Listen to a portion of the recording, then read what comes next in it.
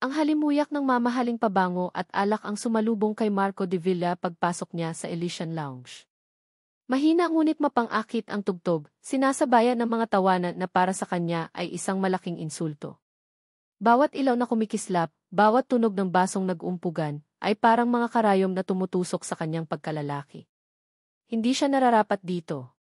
Isa siyang sisi.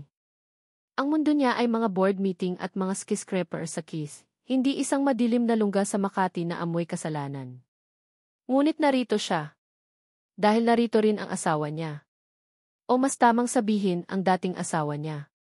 Matalim ang kanyang mga mata habang nililibot ang buong lugar. Hinahanap niya ang pamilyar na mukha, ang mukha na minsan ay dahilan ng kanyang pag-uwi ng maaga, ang mukha na ngayon ay dahilan ng kumukulong galit sa kanyang dibdib. Bumalik sa kanyang isipan ang nangyari kanina sa loob ng kanyang Mercedes, habang nakaparada sa tapat ng gusaling ito. Ang liwanag mula sa kanyang cellphone ang tanging ilaw sa madilim na sasakyan. Doon, sa screen, nakita niya ang mensahe mula sa isang numerong hindi rehistrado. Isang malabong litrato. Isang babae, nakatalikod, kausap ang isang lalaking may edad na. Kahit malabo, kilala niya ang tindig na iyon. Kilala niya ang buhok na iyon. At ang text sa ilalim ng litrato, asawa mo. Taga-aliw dito gabi-gabi. Taga-aliw. The word echoed in his mind, a venomous whisper. Hinding-hindi ko dudungisan ang pangalan natin, Marco. Pangako. Ang mga salitang iyon ni Ara, binitawan sa gitna ng kanilang mga problema noon, ay parang isang mapait na biro ngayon. At doon, sa isang sulok, sa ilalim ng isang pulang ilaw, nakita niya ito. Nakita niya si Ara. Nakauniforme ito. Isang itim na bestida na masyadong maikli para sa kanyang panlasa. May hawak siyang tray ng mga inumin. Nakikipag-usap siya sa isang grupo ng mga lalaki, at sa mga mata ni Marco, ang ngiti ni Ara ay hindi ngiti ng isang serbidora. Iyon ay ngiti ng isang babaeng nag-aalok ng higit pa sa alak. Isang nag-aapoy na galit ang umakyat mula sa kanyang sikmura, patungo sa kanyang lalamunan. Hindi ito ang Ara na pinakasalan niya. Ang Ara niya ay simple, may dignidad, at hindi kailanman hahayaang pagtawanan ng mga lasing na lalaki. Sa isang iglap, ang lahat ng rason ay nawala. Ang natira na lang ay ang sugatang pride ng isang lalaking pakiramdam ay tinapakan at pinagtaksilan. Nilakbay niya ang distansya sa pagitan nila sa ilang malalaking hakbang. Hindi niya pinansin ang mga taong nababangga niya. Ang kanyang mga mata ay nakapako lamang kay Ara. Ara! Ang pagtawag niya sa pangalan nito ay hindi malakas, ngunit puno ng otoridad at lamig. Sapat na para mapatigil ito sa pagngiti. Dahan-dahan itong lumingon, at nang makita siya, ang pagkagulat ay malinaw na gumuhit sa mukha nito. Bago pa man ito makapagsalita, hinawakan niya ng mahigpit ang braso nito. Marco, ano nang ginagawa mo dito? Tanong ni Ara, pilit na kumakawala sa hawak niya. Ako dapat ang nagtatanong yan, mariin niyang sagot. Hinihila ito palayo sa mga mata ng mga tsismoso, patungo sa isang mas madilim na pasilyo malapit sa kusina. Ano nang ginagawa mo dito, Ara? Sa ganitong lugar? Nagtatrabaho, sagot nito, ang boses ay nanginginig sa pagitan ng takot at inis. Bitawan mo ako. Nasasaktan ako. Nasasaktan ka? Isang mapaklang tawa ang kumawala sa kanyang mga labi. Huwag mo akong kausapin tungkol sa sakit, Ara. May ideya ka ba kung anong kahihiyan ang dinudulot mo sa akin? Sa pamilya natin? Sa anak natin? Wala kang alam, Marco. Wala kang karapatang humusga. Wala akong karapatan? Halos pasigaw na ang boses niya. Si ako ng De Villa Holdings. Ang asawa ko ang dating asawa ko, nagtatrabaho sa isang bar. Nagbebenta ng alak at ano pa, Ara? Ano pa ang binebenta mo dito? Kitang-kita niya ang sakit sa mga mata nito, ngunit binaliwala niya iyon. Para sa kanya, iyon ay pagkukunwari. Hindi ito sumagot. Nakatitig lang ito sa kanya, ang mga labi ay mahigpit na nakatikom na para bang pinipigilan ang sanlibong salita na gustong kumawala. Ang katahimikan nito ang lalong nagsindi sa galit niya. Ang katahimikan nito, para sa kanya, ay isang pag-amin. Sa sobrang puot, isang bagay lang ang naisip niyang gawin. Isang bagay na alam niyang magpaparamdam dito ng kahihiyan na nararamdaman niya ngayon. Dinukot niya ang kanyang wallet, kinuha ang lahat ng lamang pera, isang makapal na bugkos ng libu-libong piso, at walang awang inihagis iyon sa dibdib ni Ara. Nagsikalat ang mga pera sa sahig, parang mga tuyong dahon na bumagsak. Ito ba ang gusto mo? Tanong niya, ang bawat salita ay puno ng lason. Ang boses niya ay bumaba sa isang mapanganib na bulong. Pera? Kung ganon, heto. Sige, kunin mo. Sabihin mo sa akin magkano ka para sa isang gabi. Inaasahan niyang iiyak ito. Inaasahan niyang magmamakaawa ito o magpapaliwanag. Inaasahan niyang makikita ang pagkawasak sa mga mata nito. Ngunit hindi iyon ang nangyari. Hindi umiyak si Ara. Hindi ito nagsalita. Sa halip, dahan-dahan itong yumuko. Pinulot nito ang bawat isang piraso ng perang inihagis niya. Isa-isa. Walang pag-aalinlangan. Inayos nito ang mga ito sa kanyang palad na para bang iyon ang pinakamahalagang bagay sa mundo. Nang matapos, dahan-dahan itong tumayo at humarap sa kanya. Wala nang bakas ng sakit o takot sa mga mata nito. Ang naroon ay isang malamig na tingin, isang tingin na parang tumago sa kanyang kaluluwa at hinusgahan ang bawat hibla ng kanyang pagkatao. Itinaas nito ang perang hawak at sa isang boses na kasing lamig ng yelo, sinabi nito, "Salamat." Humakbang ito palapit sa kanya, ang mga mata ay hindi bumibitaw sa pagkakatitig sa kanya. Malaking tulong to para sa anak mo. Pagkasabi niyon, tinalikuran siya nito at naglakad palayo, dala ang pera at ang kanyang dignidad. Iniwan si Marco na nakatayo sa pasilyo, tulala, at sa kauna-unahang pagkakataon. Hindi na sigurado kung sino sa kanilang dalawa ang tunay na nakakaramdam ng kahihiyan. Nanginginig pa rin ang mga kamay ni Ara habang isinasara niya ang pinto ng kanyang maliit na apartment sa Quezon City. Ang ingay ng Elysian Lounge ay naiwan na sa kalsada ng Makati, ngunit ang mga salita ni Marco ay umuugong pa rin sa loob ng kanyang isipan, mas malakas pa sa anumang tugtog. Magkano ka para sa isang gabi? Pagkasara ng pinto, doon palang bumigay ang kanyang mga balikat. Sumandal siya sa pinto, ipinikit ang mga mata, at huminga ng malalim, na para bang ayon lang siya muling nakahinga matapos malunod sa kahihiyan. Ngunit ang hangin na kanyang nilanghap ay mabigat, puno ng sakit. Ang tatag na ipinakita niya sa harap ni Marco, ang malamig na tingin, ang matigas na boses, ay isang maskara na unti-unting natutunaw ngayon na siya na lang mag-isa. Dahan-dahan siyang naglakad papasok. Ang kanyang apartment ay simple lang, malinis, ngunit malayong-malayo sa malapalasyong bahay nila noon sa Alabang.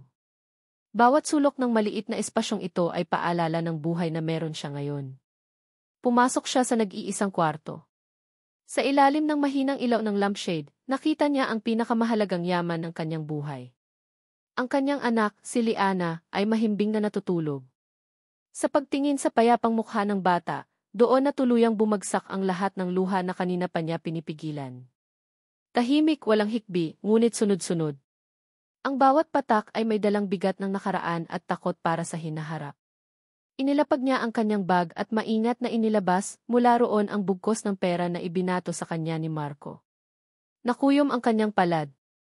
Ang perang ito ay simbolo ng insulto, ng mababang pagtingin ni Marco sa kanya. Ngunit para kay Ara, ito ay pambayad ng upa. Pambili ng gatas. Pantusto sa pag-aaral ni Liana. Lumuhod siya sa tabi ng isang maliit na aparador at kinuha ang isang lata ng biskwit. Sa takip nito ay may sulat kamay na nakadikit, isinulat ng Crayola ni Liana, para kay Liana. Binuksan niya ang lata at maingat na inilagay sa loob ang pera mula kay Marco, kasama ng iba pang naipon niyang pera mula sa kanyang sahod. Habang ginagawa iyon, isang litrato sa ibabaw ng aparador ang pumukaw sa kanyang pansin. Kinuha niya ito. Iyon ay isang litrato ng pamilya nila, kuha noong masaya pa ang lahat. Si Marco, nakangiti ng malapad, buhat-buhat ang dalawang sanggol na magkamukhang magkamukha. Siya, nakasandal sa balikat ni Marco, ang mukha ay sumisigaw sa kaligayahan. Sina Liana at Luna. Ang kanyang kambal. Naalala niya ang init ng araw sa kanilang hardin sa Alabang noong kinuhanan ang litratong iyon. Naalala niya ang halakhak ni Marco habang kinikiliti ang mga sanggol. Naalala niya ang pangarap nila para sa kanilang mga anak. Isang pangarap na kasing laki at kasing liwanag ng kanilang mansyon. Isang pangarap na ngayon ay abo na lang. Bumalik sa kanyang isipan ang araw na nagsimulang gumuho ang lahat. Si Marco, umuwi isang gabi, ang mukha ay blanko, ang mga balikat ay bagsak. Nalugi ang kumpanya, Ara, sabi nito, ang boses ay basag.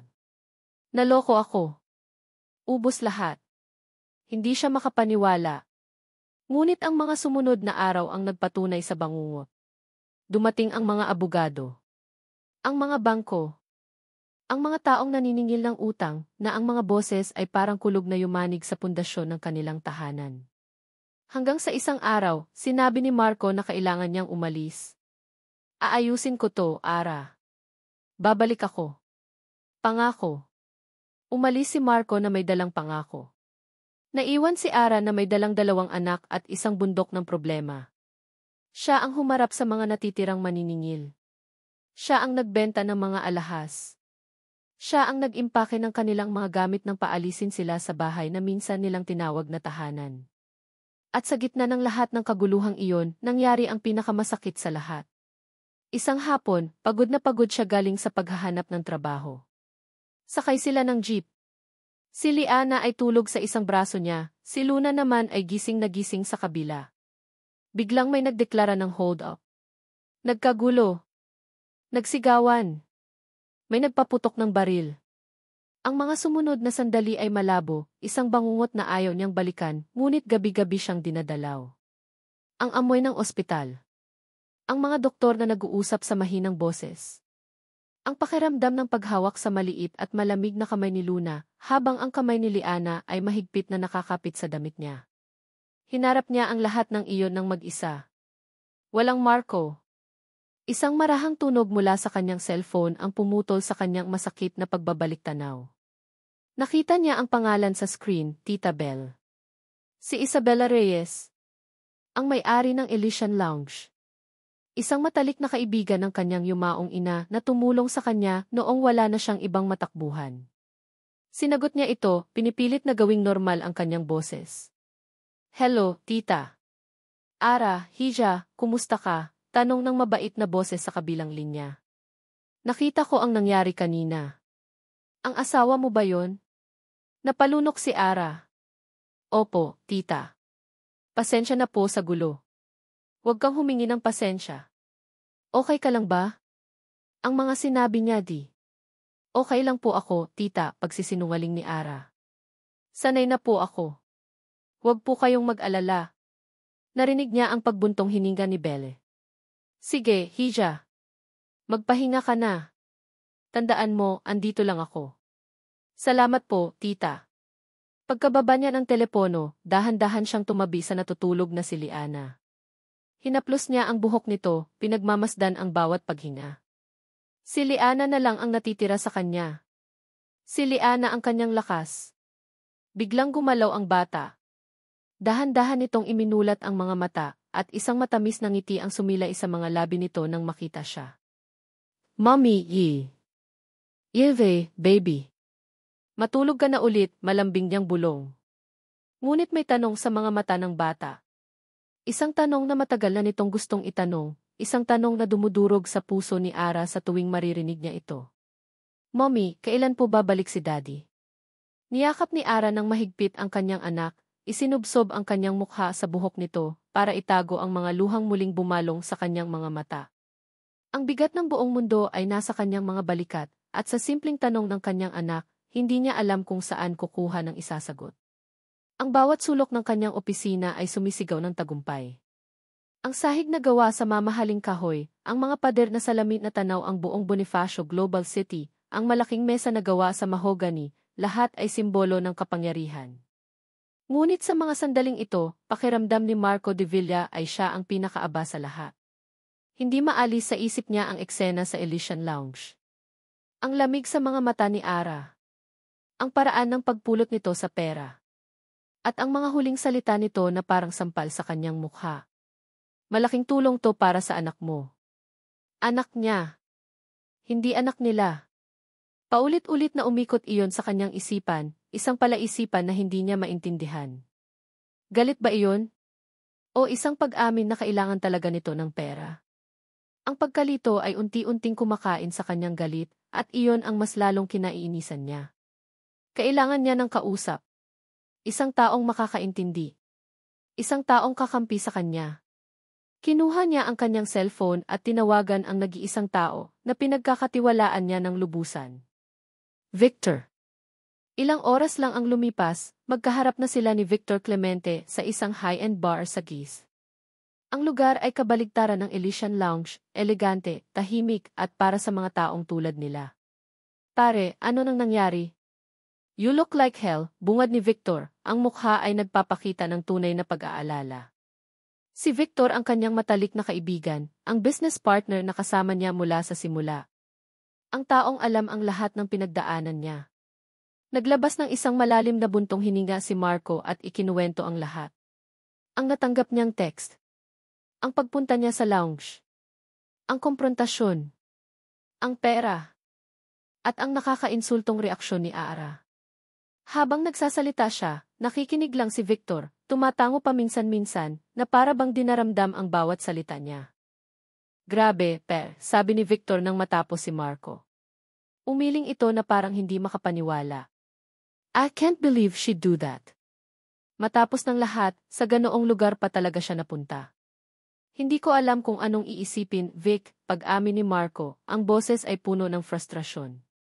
Galit ako, pero nalilito ako. Ang tingin niya sa akin parang ako pa ang may kasalanan. Sumimsim ng alak si Victor bago nagsalita. Ang kanyang mga salita ay maingat, na para bang ayaw niyang makasakit. Pare, alam mo namang ayokong makialam sa inyo ni Ara. Pero bilang kaibigan mo, nag-aalala ako. Para saan? Para kay Liana, sagot ni Victor, at ang pagbanggit sa pangalan ng kanyang anak ay agad na kumuha sa buong atensyon ni Marco. Isipin mo, Marco. Nagtatrabaho siya sa ganoong lugar, gabi-gabi. Anong klaseng mga tao ang nakakasalamuhan niya doon? Hindi nakasagot si Marco. Iyon mismo ang mga tanong na gumugulo sa isip niya. Nagpatuloy si Victor, ang boses ay mas lalong bumaba. Baka naman alam mo na may tumutulong sa kanya, kaya siya ganyan katapang. Isang benefactor. Tumingin ito sa kanya ng makahulugan. Pare, baka naman may sugar daddy na siya. Kaya ganoon na lang ang tapang niyang harapin ka. Sugar daddy. Ang mga salitang iyon ay parang laso na kumalat sa buong sistema ni Marco. Biglang nagkaroon ng sentido ang lahat. Ang uniforme. Ang mga ngiti. Ang pagpulot sa pera. Ang kawalan ng takot. Mahirap na, baka madamay pa si Liana sa kung anumang pinasok niya, dagdag pa ni Victor, na lalong nagpaalab sa takot at galit sa dibdib ni Marco. Kailangan mong protektahan ang anak mo. Anong gagawin ko? Tanong ni Marco, ang boses ay desperado na. Kailangan mo ng ebidensya, pare, seryosong sabi ni Victor. Kung mapapatunayan mong hindi siya karapat-dapat na ina, dahil sa lifestyle niya, makukuha mo ang custody kay Liana. May lalayo mo siya sa ganoong environment. Habang pinoproseso ni Marco ang lahat ng iyon, biglang may kinuha si Victor sa kanyang cellphone. Speaking of which, sabi nito na parang nag-aalangan. May pinasa lang sa akin yung kakilala ko na nagpunta doon last week. Hindi ko sana ipapakita sa'yo, pero ipinakita ni Victor ang screen ng cellphone niya kay Marco. Isang litrato. Mas malinaw kaysa sa naunang natanggap niya. Nandoon si Ara, nakaupo sa isang mesa kasama ang isang lalaking may edad na, maputi na ang buhok, ngunit halatang mayaman dahil sa suot nitong relo. Si Ara ay nakangiti ng malapad, bahagyang nakahilig dito, na para bang may ibinubulong na sikreto, parang may bombang sumabog sa harap ni Marco. Ang hangin ay biglang nawala sa kanyang mga baga. Sa isang iglap, ang litratong iyon ang naging sagot sa lahat ng kanyang katanungan. Iyon ang paliwanag sa likod ng tapang ni Ara, sa likod ng malamig nitong mga mata. Agad niyang inagaw ang cellphone mula sa kamay ni Victor, ang mga daliri ay nanginginig sa galit. Tinitigan niya ng malapitan ang litrato. Ang lalaki. Ang relo. Ang ngiti ni Ara. Isang ngiti na hindi niya nakita sa mukha nito sa loob ng maraming taon. Sino to? Tanong ni Marco, ang boses ay garalgal at puno ng pagbabanta. Hindi ko alam, pare, sagot ni Victor, muling kinuha ang cellphone na may ekspresyon ng pag-aalala. Sabi ng nagpadala, regular customer daw yan. Palaging si Ara ang hinahanap. Palaging si Ara ang hinahanap. Ang mga salitang iyon ay parang gasolina na ibinuho sa nag-aalab na niyang galit. Ito na iyon. Ito na ang katotohanan. Si Ara, ang kanyang Ara, ay mayroon ng iba. Isang matandang mayaman na kayang ibigay ang lahat ng hindi na niya maibigay. Ang kahihiyan ay hinaluan ng isang matinding selos na halos hindi niya makayanan. Kaya pala bulong ni Marco sa sarili, ang mga kamao ay mahigpit na nakakuyom sa ibabaw ng mesa. Kaya pala ganoon na lang ang tapang niya. Mayroon siyang kinakapitan. Pare, huwag kang mag-isip ng ganyan. Sabi ni Victor, ngunit ang tono nito ay kabaligtaran, na para bang sinasabi nitong, tama ang iniisip mo. Huwag. Vic, kitang-kita na, halos isigaw ni Marco, ngunit pinigilan niya ang sarili. Pinagmumukha niya akong tanga. Habang ako, nagtatrabaho para muling itayo ang lahat ng nawala sa atin, siya nagpapakasaya kasama ng kung sino-sinong matanda. Tumahimik si Victor, hinayaan si Marco na ilabas ang lahat ng galit. Ito ang perpektong sandali. Ang isip ni Marco ay sarado na sa anumang rason. Ngayon, madali na itong hubugin. Marco, seryosong sabi ni Victor makalipas ang ilang sandali. Kailangan mong mag-isip. Hindi para sa sarili mo, kundi para kay Liana. Kung ito ang klase ng buhay na meron si Ara, ligtas ba ang anak mo sa kanya?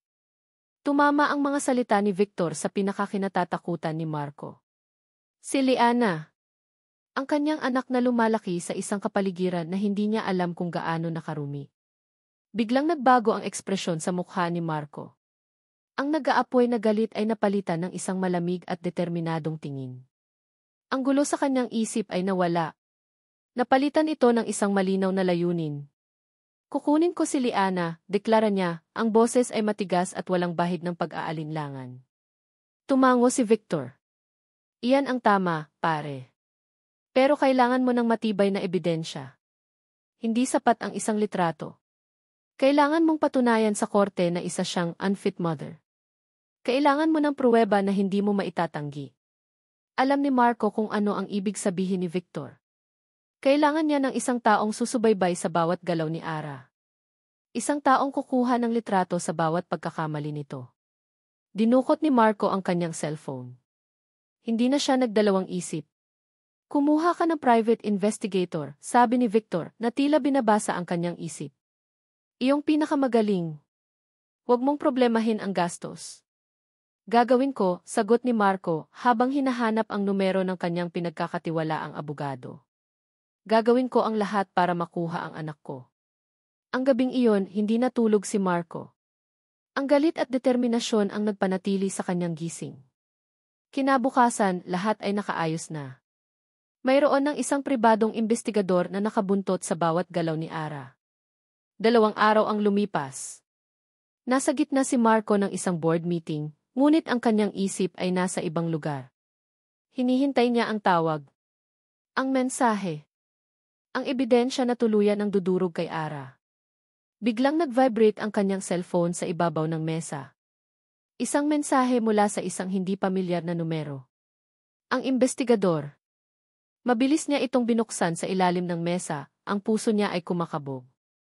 Ang mensahe ay maikli lang, ngunit sapat na para muling pag-alabin ang apoy ng kanyang hinala at galit. Sir, sinusundan ko po si Imres de Villa. Papunta po siya sa isang klinik. Klinik? Anong gagawin niya sa isang klinik? Ang isip ni Marco ay agad na lumipad sa pinakamalalang mga posibilidad. May sakit ba siya? O mas malala pa? Isang imahe ng isang abortion clinic ang biglang pumasok sa kanyang isipan, at pakiramdam niya ay sasabog ang kanyang ulo. Tumayo siya bigla, na ikinagulat ng lahat ng nasa meeting. Meetings adjourned, malamig niyang sabi, at walang lingon likod na lumabas ng conference room, ang isip ay mayroon ng bagong destinasyon. Mabilis ang takbo ng Mercedes ni Marco sa mga kalsada ng Maynila. Ang bawat pulang ilaw sa trapiko ay isang pagsubok sa kanyang pasensya. Clinic. Paulit-ulit na tumatakbo ang salitang iyon sa kanyang isipan, bawat ulit ay may kasamang mas masahol na imahinasyon. Nang marating niya ang address na ibinigay ng investigador, bahagya siyang natigilan.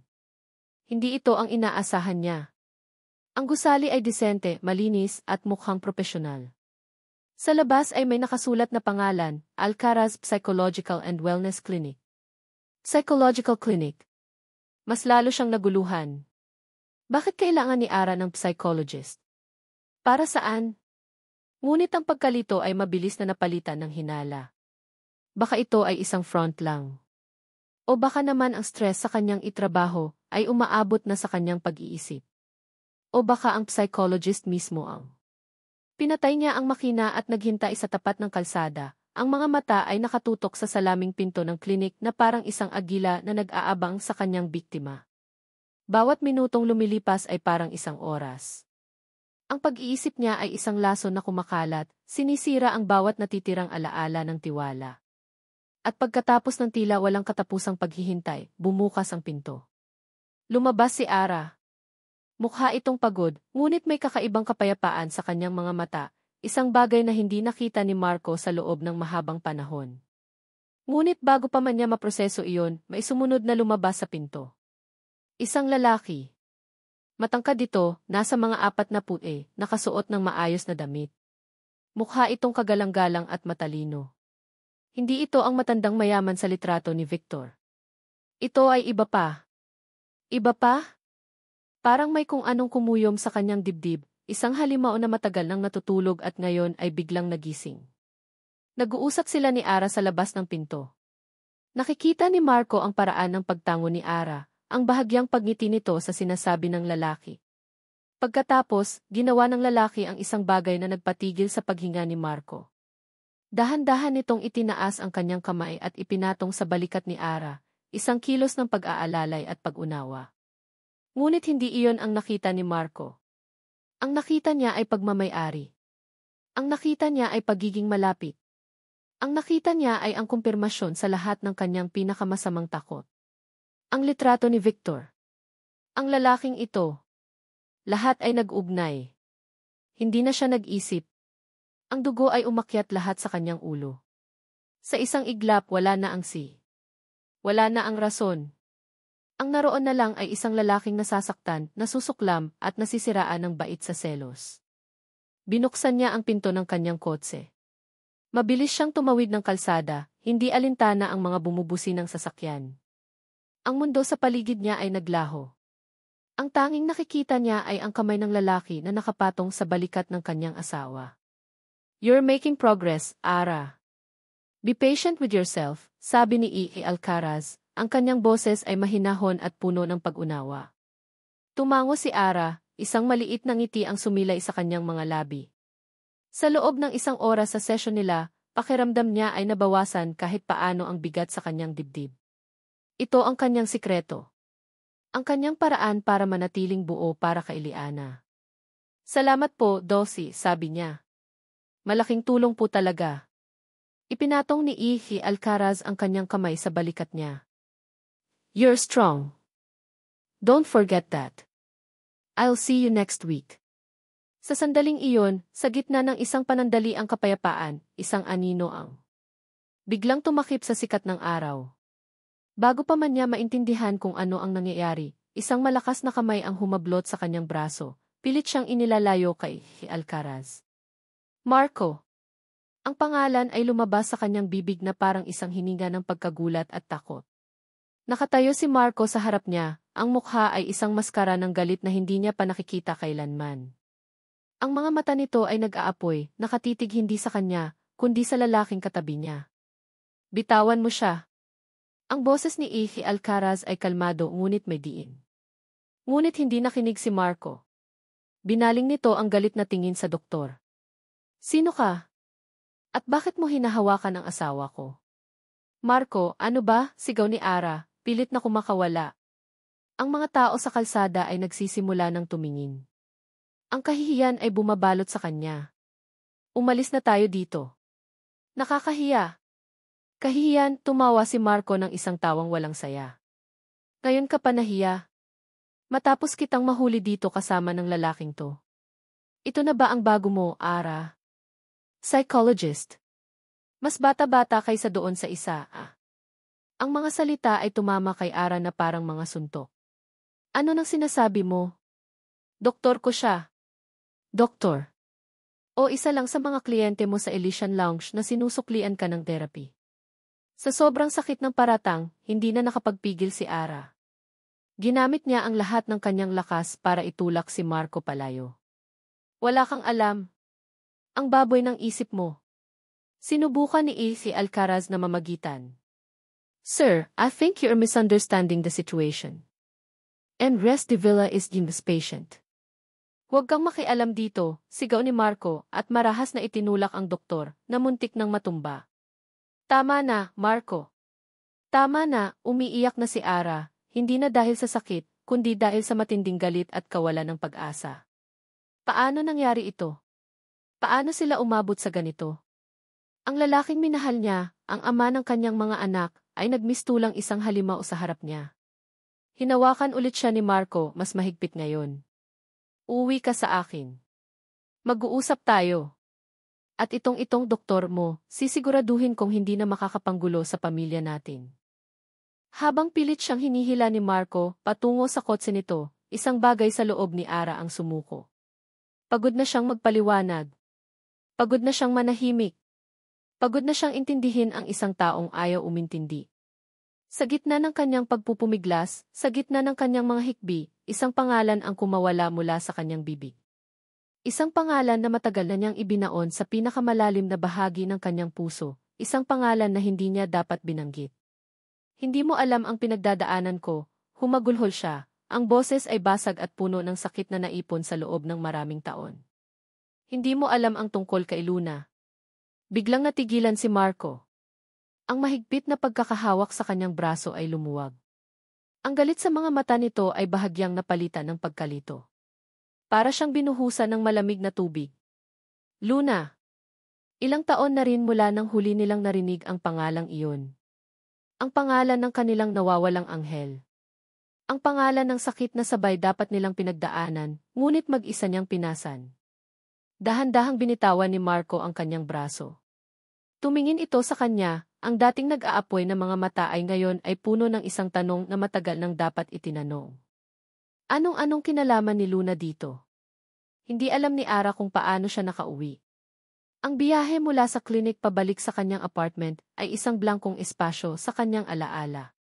Ang tanging nararamdaman niya ay ang multo ng pagkakahawak ni Marco sa kanyang braso at ang bigat ng isang pangalan na hindi niya sinasadyang pakawalan. Luna.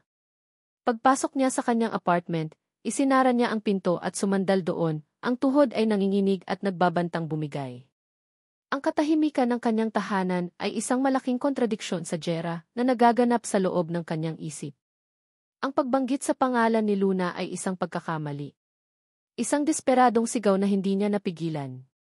Ngayon, binuksan niya ang isang pinto na matagal na niyang isinara, at hindi niya alam kung handa na ba siyang harapin kung ano ang nasa loob. Ang pagkalito sa mukha ni Marco nang marinig ang pangalan, iyon ang huling imahe na nakatatak sa kanyang isipan. Pinilit niyang kumilos. Kailangan niyang maging normal. Paparating na mula sa eskwela si Liana, susunduin ng kapitbahay nilang nagmamagandang loob. Kailangan niyang magluto. Kailangan niyang maglinis. Kailangan niyang magpanggap na buo pa rin siya.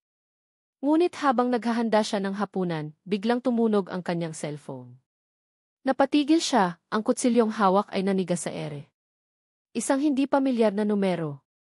Ngunit alam niya. Alam niya kung sino iyon. O kung kaninong tao iyon. Nanginginig ang mga kamay na sinagot niya ang tawag. Hello?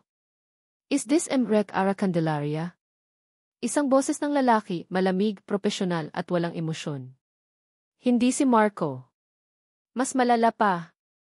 Sino to? This is Attorney Ramirez, from the Legal Counsel of F. Marco de Villa, pagpapakilala ng boses. Bawat salita ay parang pako na ibinabaon sa kanyang tainga. I'm calling on his behalf to formally inform you of his intent. Intent, halos pabulong na tanong ni Ara. De Villa is planning to file for sole custody of your daughter, Liana de Villa, diretsong sabi ng abogado. We are preparing the case based on grounds of you being an unfit mother, given your current employment and questionable lifestyle. Napahawak si Ara sa gilid ng mesa. Ang mga salita ng abogado ay tumago sa kanya, malamig at matalim. Unfit mother. Questionable lifestyle.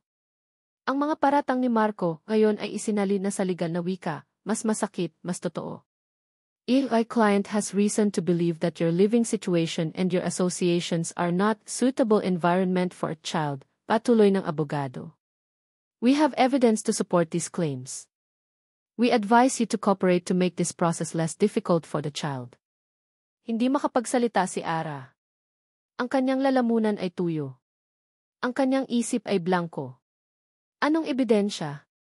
Ang trabaho niya sa lounge. Ang pagpunta niya sa psychologist. Ang mga bagay na ginagawa niya para mabuhay, para manatiling matino, ay siya ngayong mga sandatang gagamitin para kunin sa kanya ang kanyang anak. Andres de Villa, are you still there? Hindi siya sumagot. Dahan-dahan niyang ibinaba ang cellphone. Pagkatapos ay nahulog ito mula sa kanyang nanginginig na kamay, lumikha ng isang malakas na kalabog sa sahig. Ngunit hindi niya iyon narinig. Ang narinig lang niya ay ang mga salita, kukunin niya si Liana. Ang kanyang mga binti ay tuluyan ng bumigay. Dahan-dahan siyang napaupo sa sahig, ang likod ay nakasandal sa pader ng kusina. Doon, sa sahig na malamig, niyakap niya ang kanyang mga tuhod at nagsimulang umiyak. Hindi ito ang tahimik na pag-iyak na gaya ng dati. Ito ay isang paghagulhol, isang sigaw ng isang kaluluwang pagod na pagod na. Isang sigaw ng isang inang natatakot na mawalan. Nawala na sa kanya ang lahat. Ang bahay. Ang pera. Ang asawa. Si Luna. Ngayon, kukunin pa sa kanya si Liana. Ang kanyang araw. Ang kanyang hininga. Ang nag-iisa niyang dahilan para bumangon tuwing umaga. Gumapang siya patungo sa sala, sa maliit na aparador kung saan nakalagay ang mga litrato. Kinuha niya ang paborito niyang larawan, ang kuha sa kanila sa hardin sa Alabang, noong buo pa sila. Hinaplos niya ang maliliit na mukha ng kanyang kambal. Luna, anak ti. Bulong niya sa pagitan ng mga hikbi.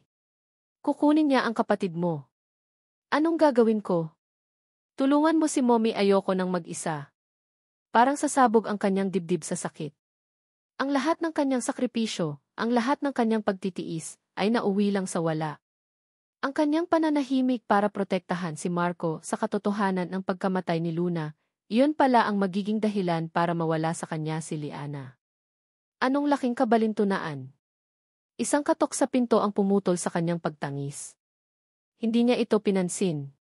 Ngunit nagpatuloy ang pagkatok, mas malakas ngayon, may kasamang pagtawag. Ah! Hisa! Buksan mo to. Si Tita Belle mo to. Pinunasan ni Ara ang kanyang mga luha at pinilit na tumayo. Nanginginig ang mga kamay na binuksan niya ang pinto. Bumungad sa kanya ang nag-aalalang mukha ni Belle Reyes. Pumasok ito agad at niyakap siya. Sa yakap ng matanda, muling bumuhos ang mga luha ni Ara. Tita, kukunin niya si Liana, sumbong niya, ang boses ay parang sa isang paslit. Alam ko. Nakita ko ang hitsura niya kanina sa klinik. Nag-alala ako, malumanay na sabi ni Belle, hinahaplos ang kanyang likod. Ara, umupo ka. Mag-usap tayo. Inalalayan siya ni Belle paupo sa sofa. Hinintay nitong kumalma ng kaunti si Ara bago nagsalita. Hisa, hanggang kailan, seryosong tanong ni Belle, ang mga mata ay nakatitig sa kanya. Po, hanggang kailan mo dadalhin yan ng mag-isa? Hanggang kailan ka mananahimik?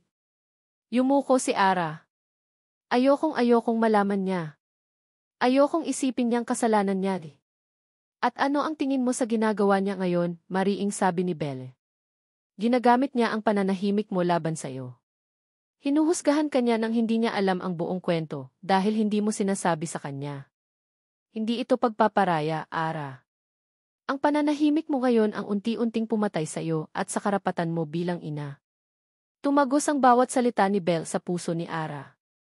Tama si Tita Belle. Ang kanyang katahimikan ay hindi kabayanihan. Iyon ay isang pagkakamali. Ano po nang gagawin ko, Tita? Tumingin si Belle sa natutulog na si Liana na kadarating lang at ngayon ay nasa kwarto. Pagkatapos ay ibinalik nito ang tingin kay Ara. Labanan mo ang mga kasinungalingan niya ng nag-iisang bagay na hindi niya kayang talunin. Ano po iyon? Ang katotohanan, sagot ni Belle. Ang buong, masakit at nakakawasak na katotohanan. Oras na para malaman niya, Ara. Oras na para harapin niya.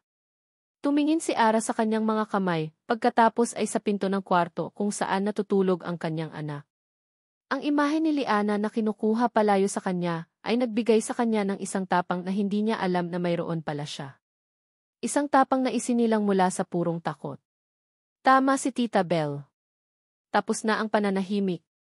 Dahan-dahan niyang kinuha ang kanyang cellphone mula sa sahig. Ang kanyang mga daliri ay hindi na nanginginig sa takot, kundi sa isang bagong determinasyon. Hinanap niya ang pangalan ni Marco sa kanyang contacts at pinindot ito. Narinig niya ang pagring sa kabilang linya. 1, 2, 3. What? Malamig na sagot ni Marco. Huminga ng malalim si Ara. Pinakawalan niya ang lahat ng sakit, lahat ng takot, at pinalitan ito ng isang matigas na resolusyon. Ang kanyang boses, nang lumabas, ay nanginginig ngunit buo at hindi mapag-aalinlanganan. Marco, magkita tayo. May katahimikan sa kabilang linya na tila nagulat sa kanyang tono. Nagpatuloy si Ara, at sa pagkakataong ito, binuksan niya ang pinto na matagal niyang isinara, handa nang ilabas ang lahat ng multo sa loob. May kailangan kang malaman. Tungkol sa araw na nawala si Luna. Pinili ni Marco ang isang tahimik na coffee shop sa isang lugar na hindi nila madalas puntahan, isang neutral na teritoryo. Pumasok siya na may dalang bigat ng isang hari na handa nang magbigay ng kanyang huling hatol. Ang kanyang isip ay nakaset na. Ang tawag ni Ara ay isang desperadong hakbang, isang huling pagtatangkang manipulahin siya gamit ang alaala ng kanilang namayapang anak. Hindi niya hahayaan. Magmamatigas siya. Makikinig siya sa sasabihin nito at pagkatapos, ipagpapatuloy niya ang kaso. Para kay Liana. Nakita niya si Ara sa isang sulok, nakaupo na. Walang bakas ng luha sa mga mata nito. Walang bahid ng pagmamakaawa. Ang naroon lang ay isang nakakapangilabot na katahimikan at determinasyon. Umupo siya sa tapat nito, ang espasyo sa pagitan nila ay puno ng hindi nabibigkas na mga paratang at sakit. Ano to, Ara? Simula niya, ang boses ay malamig at walang pasensya. Ano ang kinalaman ni Luna sa mga kalokohan mo? Hindi sumagot si Ara. Sa halip, tumingin ito sa labas ng bintana na para bang nag-ipon ng lakas. Nang humarap itong muli sa kanya, ang mga mata nito ay may kakaibang linaw, isang linaw na nakakabagabag. Gusto mong malaman kung bakit ako nagtatrabaho sa Elysian Lounge? Panimula nito, ang boses ay kalmado ngunit may pait. Gusto mong malaman kung bakit ako pumupunta sa psychologist. Tumingin ito ng diretsyo sa kanyang mga mata. Dahil kailangan kong mabuhay, Marco. At dahil kailangan kong manatiling buo para sa nag-iisa nating anak na natitira. Ang mga salita ay tumama sa kanya, ngunit nanatili siyang matatag. Huwag mong gamitin si Liana. Ang pinag-uusapan natin ay ang mga desisyon mo. Isang mapaklang ngiti ang sumilay sa labi ni Ara. Mga desisyon ko. CJ. Pag-usapan natin ang mga desisyon ko. Huminga ito ng malalim. At nagsimula siyang magkwento. Sinimulan niya sa araw na umalis si Marco. Ang mga pangako. Ang pag-asa. Pagkatapos, sinimulan niyang ilahad ang katotohanang hindi nito alam. Ang pagdating ng mga maniningil sa tinitirhan nilang apartment. Ang mga pagbabanta. Ang pagbebenta niya ng mga natitirang alahas, isa-isa, hanggang sa wala nang matira. Ang pagtitipid niya sa pagkain para lang may gatas ang kambal. Habang nagsasalita si Ara, ang bawat salita ay parang maliliit na bato na unti-unting bumabasag sa pader ng galit na itinayo ni Marco sa paligid ng kanyang puso. Nakikinig lang siya, ang kanyang ekspresyon ay nananatiling matigas, ngunit sa loob-loob niya, isang kakaibang kaba ang nagsisimulang gumapang. Naubos lahat, Marco, patuloy ni Ara, ang boses ay nagsisimula ng manginig. Naubos ako. Pero hindi ako pwedeng sumuko. Dahil may 2 batang umaasa sa akin. Dito na nagsimulang gumuho ang mundo ni Marco. Isang hapon, sabi ni Ara, ang tingin ay lumayo, pabalik sa isang alaala na halatang ayaw niyang balikan. Kailangan kong maghanap ng trabaho. Kahit ano. Kaya isinama ko sila. Wala akong mapag-iwanan. Napalunok si Marco. Hindi niya alam ito. Akala niya ay may mga kaibigan itong tumutulong. Sumakay kami ng jeep. Pagod na pagod ako. Si Liana tulog sa isang braso ko, si Luna naman. Napahinto si Ara, Napakagat sa labi na parabang ang pagbanggit sa pangalan ay nagdudulot ng pisikal na sakit. Gising na gising siya. Nakangiti pa sa akin. Tumulo ang isang butil ng luha mula sa mata ni Ara, ngunit agad niya itong pinunasan, ayaw magpakita ng kahinaan. Biglang may sumigaw ng hold up. Nagkagulo ang lahat. May mga sumisigaw. May mga umiiyak. Ang boses ni Ara ay halos pabulong na. Niyakap ko sila pareho, Marco. Niyakap ko sila ng mahigpit. Ipinikit ko ang mga mata ko at nanalangin na sana matapos na. May narinig akong putok. Sa salitang putok, nanigas si Marco sa kanyang upuan. Isang nakakabinging katahimikan ang bumalot sa kanilang mesa, na tila kahit ang ingay ng coffee shop ay naglaho. Nang matapos ang lahat, patuloy ni Ara, ang mga luha ay malaya nang dumadaloy sa kanyang pisngi. Nang tumahimik na tiningnan ko sila. Si Liana, umiiyak sa takot pero okay siya. Pero si Luna, Marco. Hindi na niya matuloy. Napahagulhol na lang siya, ang mga balikat ay nanginginig sa sakit na matagal na niyang kinimkim. Nakatitig lang si Marco, hindi makagalaw, hindi makahinga. Ang kanyang utak ay tumatangging iproseso ang naririnig. Hindi maaari. May tama siya, sabi ni Ara sa pagitan ng mga hikbi. May tama siya, Marco. Dinala ko siya sa pinakamalapit na ospital. Tumatakbo ako, sumisigaw, nagmamakaawa. Pero huli na ang lahat. Ang mga salitang di huli na ang lahat ay umalinggaw sa isipan ni Marco. Ang galit. Ang selos. Ang paghuhusga. Lahat ay naglaho na parang bula. Ang natira ay isang malawak, malamig at nakakaparalisang kawalan. Tinawagan kita, sabi ni Ara, ang boses ay basag. Paulit-ulit. Pero hindi mo sinasagot. Busy ka. Nagtatayo ng bago mong buhay. Habang ako, hawak-hawak ang malamig na katawan ng anak natin. Mag-isa. Bumagsak ang ulo ni Marco sa kanyang mga palad. Isang tunog ng paghihirap ang kumawala mula sa kanyang lalamunan. Ang mga akusasyon niya. Ang mga masasakit na salita. Ang paghagis niya ng pera. Ang pagtawag niya ritong unfit mother. Lahat ay bumalik sa kanya, hindi na parang mga bato, kundi parang mga kutsilyong sabay-sabay tumutusok sa kanyang puso. Ang babaeng tinawag niyang marumi, ang babaeng hinusgahan niya, ay isang ina na nagluluksa. At ang galit at tapang na nakita niya sa mga mata nito, hindi iyon dahil sa ibang lalaki. Iyon ay lakas ng isang inang piniling mabuhay para sa isa pa niyang anak. Ang pera sa Elysian Lounge iniipon ko para sa puntod ni Luna, sabi ni Ara, ang boses ay pagod na. Ang psychologist tinutulungan niya akong huwag masiraan ng bait tuwing naaalala ko ang araw na iyon. Ang araw na nawala sa akin ang anak natin, Marco. Ang anak natin. Itinaas ni Marco ang kanyang ulo. Ang kanyang mukha ay basang-basa sa luha. Ang kanyang mundo ay gumuho at sa ilalim ng mga guho, nakita niya ang katotohanan.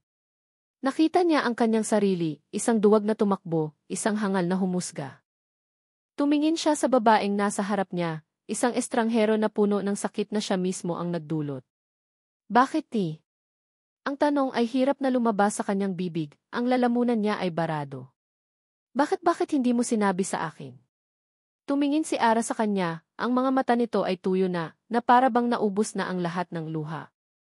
Ang tingin nito ay isang halo ng pagod, sakit, at isang bagay na mas malalim. Isang bagay na tuluyang dumurog sa natitirang piraso ng puso ni Marco. Dahil ayokong madagdagan pa ang bigat na dinadala mo, sagot nito, ang boses ay walang emosyon. At dahil sa isang parte ng puso ko sinisisi kita. Iniwan ni Marco ang coffee shop na parang isang kaluluwang nawawala. Ang mga salita ni Ara, sinisisi kita, ay paulit-ulit na umuugong sa kanyang tainga, isang hatol na mas mabigat kaysa anumang desisyon ng korte. Nagmaneho siya ng walang patutunguhan, ang mga luhang kanina pa niya pinipigilan ay malaya ng dumadaloy. Si Luna. Patay na. At namatay siyang mag-isa kasama ni Ara. Ang bawat insulto na binitawan niya, ang bawat akusasyon, ay bumabalik ngayon bilang mga multo na sumasampal sa kanyang mukha. Gaano siya naging bulag? Gaano siya naging makasarili? Sa gitna ng kanyang pagluluksa at pagsisisi, isang bagong damdamin ang unti-unting sumisibol, pagdududa. Bigla niyang naalala ang lahat. Ang text message mula sa hindi kilalang numero. Ang litrato na ipinakita ni Victor. Ang pagtawag ng investigador sa eksaktong sandali. Ang lahat ay tila perpektong inayos, idinisenyo para painitin ang kanyang ulo, para itulak siya sa maling konklusyon. Ang tiempo ay masyadong perpekto. Huminto siya sa gilid ng kalsada. Pinunasan niya ang kanyang mga luha at pilit na pinakalma ang sarili. Kailangan niyang mag-isip. Hindi na bilang isang nasasaktang asawa, kundi bilang bilang isang taong sinanay na tumingin sa mga detalye. Victor. Bumalik sa isipan niya ang bawat pag-uusap nila. Ang mga nag-aalalang tipayo. Ang aksidenteng kipagpapakita ng litrato. Ang pag-udyok sa kanya na kumuha ng investigador. Si Victor ang nagtanim ng bawat lason sa kanyang isipan. Hindi na ito ang Marco na naghagis ng pera sa kanya.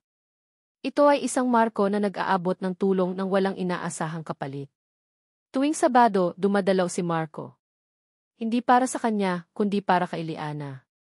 Naglalaro sila sa parke, kumakain ng ice cream, nagbabasa ng libro. At sa bawat pagbisita, nakikita ni Ara ang unti-unting paghilom ng puso ng kanyang anak. Ang dating laging malungkot na mga mata ni Liana ay muling nagkaroon ng kislap. Hindi na rin nagtatanong si Liana kung kailan babalik ang kanyang daddy. Dahil bumalik na siya. Isang hapon, habang naglalaro sila sa hardin ng townhouse, lumapit si Marco kay Ara na nagbabasa sa isang bench. Umupo ito sa tabi niya, may sapat na espasyo sa pagitan nila. Ara, mahinang sabi nito. Tumingin si Ara sa kanya. Salamat, sabi ni Marco. Salamat sa pagpapahintulot mong makita ko si Liana. Tumango lang si Ara. Alam kong hinding-hindi ko na maibabalik ang nakaraan, patuloy ni Marco, ang boses ay puno ng pagsisisi. Walang salita ang sapat para sabihin kung gaano ako nagsisisi sa lahat ng sakit na naidulot ko sa'yo. Sa inyo ni Luna. Ang pagbanggit sa pangalan ni Luna ay nagdulot pa rin ng kirot sa puso ni Ara, ngunit hindi na kasing tindi ng dati. Hindi ko hinihiling ang kapatawaran mo, Ara. Hindi pa ngayon. Siguro, hindi na kailanman, sabi ni Marco, ang tingin ay nasa malayo. Pero gusto ko lang malaman mo hihintayin kita, Ara. Kahit gaano katagal. Hihintayin kong maghilom ang mga sugat mo. At kung sa paghilom na iyon ay wala na akong lugar, tatanggapin ko. Sa unang pagkakataon, nakita ni Ara ang tunay na pagpapakumbaba sa lalaking minsan niyang minahal ng buong buo. Ilang linggo matapos ang pag-uusap na iyon, isang umaga, nakatanggap si Marco ng isang text mula kay Ara. Samahan mo kami. Iyon lang ang nakasulat, kasama ang isang petsa at isang pangalan ng Memorial Park. Alam agad ni Marco kung para saan iyon. Ang kaarawan sana ng kambal. Nang dumating si Marco sa sementeryo, dala ang 2 baukwet ng puting bulaklak, nakita niya si Ara at Liana na naghihintay sa tapat ng isang maliit at simpleng lapida. Ang pangalan dito ay malinaw na nakaukit. Luna Isabel Candelaria C. Villa. Dahan-dahan siyang lumapit. Si Liana ay tumakbo at yumakap sa kanyang binti. Binuhat niya ito. Si Ara naman ay nakatayo lang, nakatingin sa puntod ng kanilang anak. Inilapag ni Marco ang isang baukwet sa puntod. Ang isa naman ay iniabot niya kay Ara. Para sa'yo, sabi niya. Para sa lahat ng kaarawan na pinalampas ko. Tahimik nilang pinagsaluhan ang sandaling iyon. Walang nagsasalita. Ang hangin lang at ang huni ng mga ibon ang maririnig. Si Liana ay naglagay ng isang maliit na laruang anghel sa ibabaw ng lapida. Pagkatapos, sa unang pagkakataon sa harap ni Ara, umiyak si Marco. Hindi ito isang marahas na pag-iyak, kundi isang tahimik na pagdaloy ng mga luha. Umiyak siya hindi para sa sarili niya, kundi para sa anak na hindi niya nakitang lumaki, para sa asawang nagdusa ng mag-isa, at para sa pamilyang siya mismo ang sumira. Habang nakayuko siya, naramdaman niya ang isang bagay sa kanyang kamay. Ang kamay ni Ara. Dahan-dahan nitong ipinatong ang kamay nito sa ibabaw ng kamay niya. Hindi ito mahigpit. Isa lang itong magaang pagdampi. Ngunit para kay Marco, ang bigat niyon ay katumbas ng buong mundo. Hindi iyon isang pangako ng pagbabalik. Ngunit iyon ay isang senyales. Isang senyales ng pag-asa. Isang senyales ng pagpapatawad na nagsisimula pa lang. Tumingala siya at sinalubong ang mga mata ni Ara. Sa mga matang iyon wala na ang lamig. Wala na ang galit. Ang naroon ay ang bakas ng sakit, ngunit mayroon na ring isang maliit na kislap ng liwanag. Tumayo sila. Hawak ni Marco si Liana sa isang kamay. Ang kabilang kamay niya ay malapit na malapit sa kamay ni Ara. Hindi pa sila magkahawak, ngunit ang distansya ay unti-unti nang nawawala. Sabay-sabay silang naglakad palayo sa puntod, palayo sa madilim na nakaraan, at paharap sa pagsikat ng isang bagong araw. Ang kanilang paglalakbay ay mahaba pa, ngunit sa unang pagkakataon sa loob ng napakatagal na panahon, hindi na sila naglalakad ng mag-isa. At dito nagtatapos ang kwento ni Marco at Ara. Maraming salamat, mga minamahal kong tagapakinig, sa pagsama ninyo sa akin sa isang masalimuot, ngunit puno ng pag-asang paglalakbay. Bawat kabanata na aking isinulat ay isang piraso ng aking puso, isang pagtatangkang isalarawan ang sakit, ang pagsisisi, at higit sa lahat, ang walang hanggang kapangyarihan ng pag-ibig na maghilom. Habang binubuo ko ang kwento ni Marco at Ara, naramdaman ko ang kanilang bigat, ang kanilang mga luha, at ang kanilang munting mga tagumpay. Ito ay isang paalala sa ating lahat na sa likod ng bawat pagkakamali, mayroong kwento. Sa likod ng bawat galit, mayroong sugat. At sa likod ng bawat pananahimik, mayroong isang pusong umaasang sana may isang taong makaintindi. Naway ang kanilang kwento ay mag-iwan sa atin ng aral na ang tunay na pagmamahal ay hindi perpekto. Ito ay tungkol sa pagpapatawad sa mga pagkakamaling mahirap kalimutan. Ito ay tungkol sa pagbibigay ng pangalawang pagkakataon, hindi lang para sa iba, kundi para na rin sa ating mga sarili. At higit sa lahat, ito ay tungkol sa paghahanap ng liwanag sa gitna ng pinakamadilim na gabi, at paniniwalang laging may bagong umaga na sisikat. Muli, mula sa kaibuturan ng aking puso, maraming salamat sa inyong oras at sa inyong pakikinig. Ang inyong suporta ang nagsisilbing inspirasyon sa akin, upang patuloy na lumikha ng mga kwentong tatatak sa ating mga puso. Hanggang sa muli nating pagkikita sa susunod na kwento. Ano ang masasabi ninyo sa paglalakbay ni Marco at Ara? Ibahagi ang inyong mga saloobin sa comment section. Nais kong marinig ang bawat isa sa inyo.